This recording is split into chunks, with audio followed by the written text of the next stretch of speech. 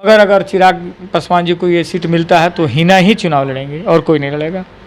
हिना साहब ही चुनाव लड़ेंगे लोजपा से? हिना साहब ही चुनाव लड़ेंगे 110%। अगर चिराग पासवान तो हिना साहब से हमारी बात हुई तो मैडम ने कहा कि टिकट मिलेगा तो हम चुनाव लड़ेंगे। तो मैंने कहा कि मुसलमानों का कोई लीडर और उसका अगुआ है तो हिना साहब हैं। मुझे तो नहीं कहना चाहिए कि नीतीश जी की सरकार थी, चाहती तो महरूम साहबुद्दीन साहब का पार्थिव शरीर भी सीवान के सरजमी को आज मिलता और सभी इबादत। स्वागत है आपका न्यूज़ 44 बिहार में और मैं हूं फारूक। सीवान बिहार का सबसे हॉट सीट रहा है हमेशा से और अभी भी है। बताया ये जा रहा है कि हिना साहब लोजपा ज्वाइन करेंगी।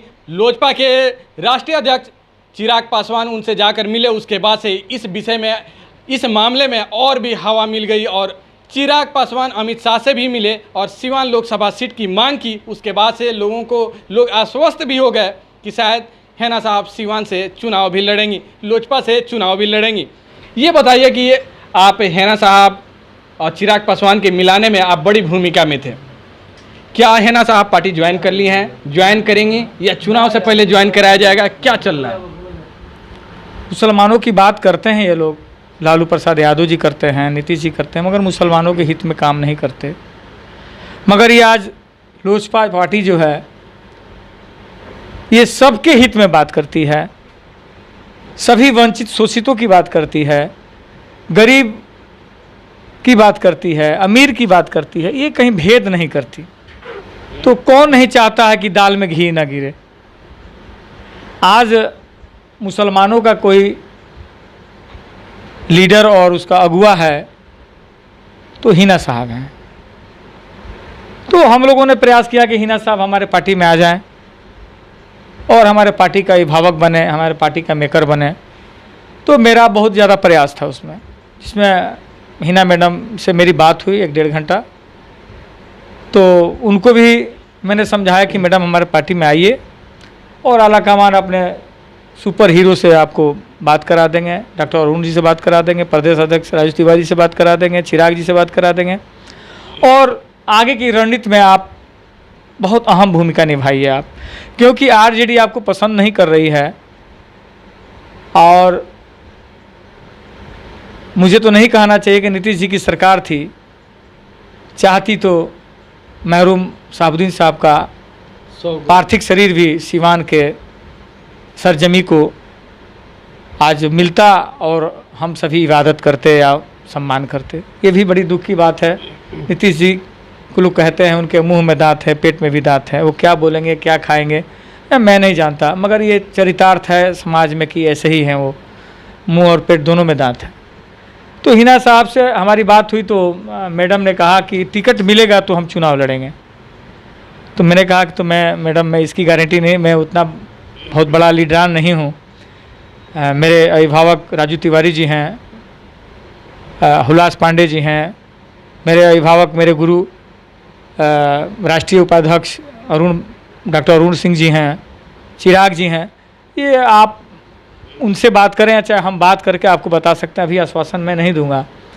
तो मैंने कहा कि मैडम आप मेकर बनिए, हमारे पार्टी में आइए, हम लोग अपनी माँ अपनी बहन जैसा आपको सम्मान देंगे, अपने शीश पर बैठा कर रखेंगे और बिहार में जहाँ जहाँ आप मांग करेंगे 25 में सीटों के लिए, और उसके पहले भी राज्यसभा है, विधान पार्षद है, बाबू को मतलब ओसामा जी को, सब बातें हुई हमारी।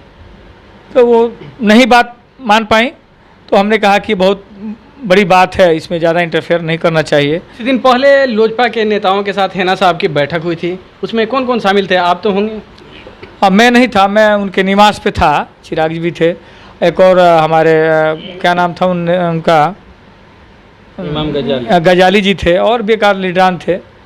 तो मैं इसलिए नहीं गया कि हमारे ज़िले की बात थी, मैंने कहा ये बात ऊपर की हो, हम लोग थोड़ा साइड से ही रहें तो ठीक रहेगा। ऐसे मैं 2001 में मैं जिला पार्षद था, डॉक्टर मोहम्मद साहबुद्दीन साहब उस समय सांसद हुआ करते थे, मैं उनके भी सानिध्य में मैं राजनीति किया हूँ और उनके विचारधाराओं से ओतप्रोत रहा और पार्षद सीवान सदर का मैं पार्षद रहा, काफ़ी सम्मान और प्यार मिला हम लोगों को। तो आज नहीं है महरूम बेचारे, मगर उनसे हम प्रभावित रहते थे। तो हेना साहब आज भी इस संपर्क में हैं चिराग पासवान के, क्योंकि चिराग पासवान यहाँ से जाने के बाद अमित शाह से मिले थे और सिवान के सीट का मांग किए थे। जी जी। क्या सिवान की सीट मिलेगी तो हेना साहब को दिया जाएगा? एकदम एकदम एकदम एकदम 110%। मगर अगर चिराग पासवान जी को ये सीट मिलता है तो हिना ही चुनाव लड़ेंगे और कोई नहीं लड़ेगा। हिना साहब ही चुनाव लड़ेंगे लोजपा से? हिना साहब ही चुनाव लड़ेंगे 110%। अगर चिराग पासवान जी की बात को अमित शाह मान लेते हैं तो हिना साहब ही चुनाव लोजपा से लड़ेंगे। मगर चल रहा था कि हेना साहब को लोजपा राज्यसभा भेजने पर भी विचार कर रही है, क्या इस तरह के भी मामले हैं? तो पहले मैडम हमारे पार्टी में आए, तो ये तो मैडम के ऊपर डिपेंड करता है। मैडम हमारे पार्टी में आए, हिना साहब हमारे पार्टी में आए, उसके बाद तो बहुत सारी रास्ते। अरे अब हम बोल ही रहे हैं हमारी माँ जैसी, हमारी बहन जैसी हैं, तो माँ बहन को सम्मान कहाँ दिया जाता है? अब उस लायक हैं तब ना हम इस बात को कह रहे हैं। तो एक चिराग को एक बहन मिल जाएंगी, चमा मिल जाएंगी, हमको भी एक माँ एक बहन मिल जाएंगी, पार्टी को भी एक अभिभावक मिल जाएंगी। तो इस भावनाओं से हम लोगों ने वहाँ बात करने का काम किया था। अब तो मैडम को ही निर्णय लेना है कि हमारे पार्टी में। क्या लगता है कि हेना साहब को किसी दूसरे पार्टी में जाने या निर्दलीय में जाने से आरजेडी को नुकसान होगा? बाप रे बाप, तो बहुत बड़ा नुकसान होगा। आज मैं तो रहा हूँ, पूरे बिहार में नुकसान होगा। अब गोपालगंज देखिए ना, वहाँ हार गए चुनाव, आप मैडम नहीं गई, कुर्नी में भी कुर्नी हार गए, वहाँ नहीं गई। तो ऐसा नहीं है, अल्पसंख्यक वोट आप दलित और अल्पसंख्यक को माइनस करके नहीं चल सकते सर। आपको सत्ता में राज करना है तो दोनों को सम्मान देना होगा, प्यार देना होगा, तभी आप राज में रहेंगे। ये कि हेना साहब का क्या मुसलमानों में काफ़ी ज़्यादा पकड़ है? कहीं दो राय नहीं है, बहुत ज़्यादा पकड़ है। 100%। और मुसलमानों नहीं है, और भी सारे समाज में, स्वर्ण में है, उनके बहुत सारे फ्लोर हैं। यानी कि हेना साहब अगर आरजेडी को छोड़ देती हैं तो 24 और 25 दोनों में भी आरजेडी को नुकसान होगा? बहुत ज़्यादा। विधानसभा तो साफ हो जाएगा, लोकसभा तो साफ ही रहेगा।